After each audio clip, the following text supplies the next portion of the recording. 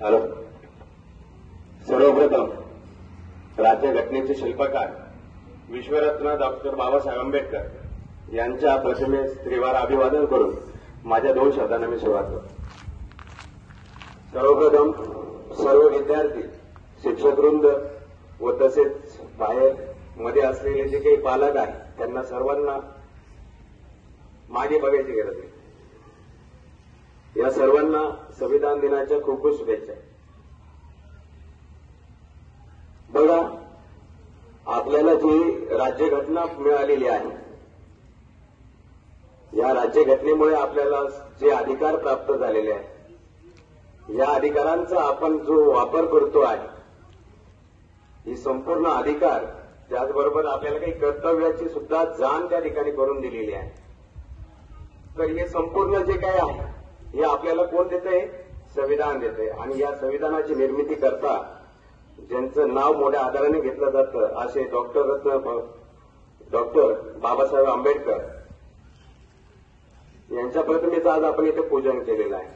बघा, संविधान दिन खऱ्या अर्थाने आज 75वा म्हटलं जातंय, पण खऱ्या अर्थाने ज्यावेळेस 125वी जयंती डॉक्टर बाबासाहेब आंबेडकरांची साजरी केली गेली,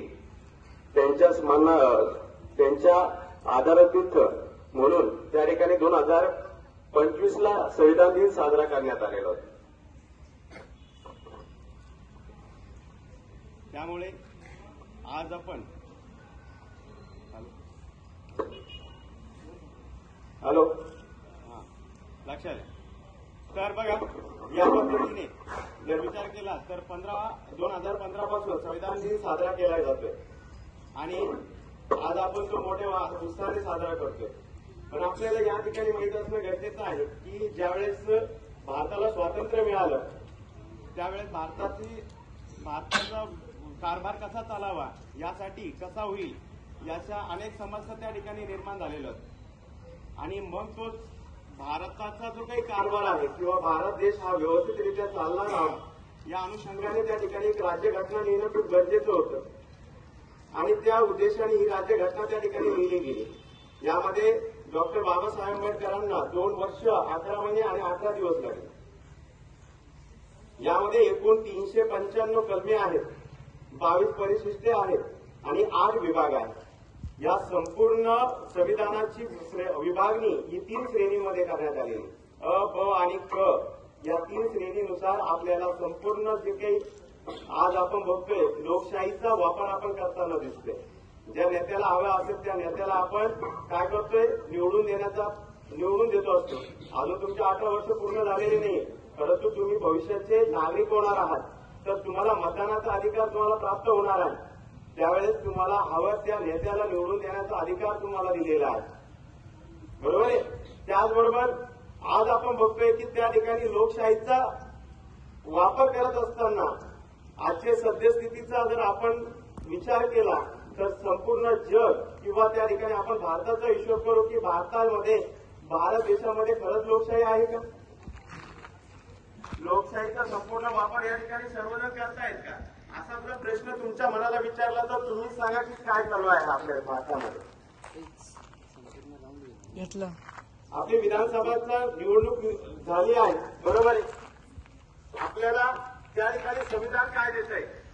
छत्रपती शिवरायांनी आपल्याला दिलेलं स्वराज्य म्हणजे स्वातंत्र्य या ठिकाणी संविधान आपल्याला देत आहे. महात्मा फुलेंनी सांगितलेली समता आहे, हे कोण देते तुम्हाला? संविधान देत आहे. समता या शब्दाचा अर्थ काय होतोय की या ठिकाणी सर्वजण कसे आहेत? समान आहेत. कारण या अगोदर तुम्हाला माहित आहे ब्रिटिशांचं आपल्या भारतावरती राज्य होतं, त्यावेळेस राज्य करत असताना त्यांनी तोडाफोडा या नीतीचा वापर केला. का केला? कारण त्यावेळेस भारताची जी समाजव्यवस्था जी होती ही जातीभेदावरती अवलंबून होती. आणि त्यांना माहित होतं जर भारतामध्ये जातीभेद निर्माण करून दिला तर आपलं राज्य हे कायमस्वरूपी राहणार होतं. ही भावना त्यांच्या मनामध्ये निर्माण झाली. आणि मग मला सांगा, त्यावेळेस भारताचं संविधान लिहित असताना डॉक्टर बाबासाहेब आंबेडकरांनी सांगितलं की इथे कोणत्याही जाती धर्माचा उल्लेख या ठिकाणी संविधानामध्ये केला जाणार नाही. कारण त्यावेळेस संविधान लिहित असताना डॉक्टर बाबासाहेब आंबेडकर संविधान लिहित होते, हिंदू तिथे आले आणि हिंदूंनी सांगितलं की हा संपूर्ण जो हिंदूचा प्रतिनिधी म्हणून एक जण आला आणि त्याने सांगितलं की या संविधानामध्ये तुम्ही सुरुवात करताना ओम या शब्दापासून करा. डॉक्टर बाबासाहेब आंबेडकर त्याला काहीच म्हटले नाही, त्याला काहीच सांगितलं नाही. ते म्हणे ठीक आहे. त्याच्यानंतर मुस्लिम आले, मुस्लिमचा प्रतिनिधी आला, त्यांनी सांगितलं अल्लाच्या नावाने याची सुरुवात करा.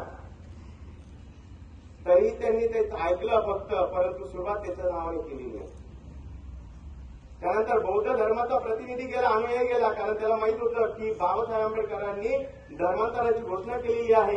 बाबासाहेबांना जर आपण सांगितलं की बुद्धांच्या नावाने याची सुरुवात करा तर नक्की बाबासाहेब करतील. तोही तिथे गेला आणि त्यानेही तेच सांगितलं, परंतु त्याची सुरुवात सुद्धा त्यांनी केली नाही. कारण यांना माहित होतं संविधान कोणा एका धर्माचं नाही किंवा एका जातीचं नाहीये. संविधान लिहित असताना या जातीमध्ये किंवा संविधान लिहित असताना या भारतामध्ये सर्व जाती धर्माचे लोक आहेत. या संविधानामध्ये त्यांनी कधीही भेदभाव केला नाही. म्हणून इथं म्हटलं जातंय की संविधानामध्ये समता हे महात्मा फुलेंचं महत्व होतं आणि तेच त्यांनी तिथं नोंदवलं होतं. शहाजी महाराजांचं जे आरक्षणाची संकल्पना पुढे आलेली होती ती भावना त्यांनी त्यांच्या मनामध्ये ठेवली आणि तेच त्या संविधानामध्ये उतरवली. पुढे संत कबीर असतील, संत तुकडोबा महाराज असतील, यांचे विचारांनुसार त्यांनी त्यांच्या संविधानामध्ये नोंद केलेली आहे.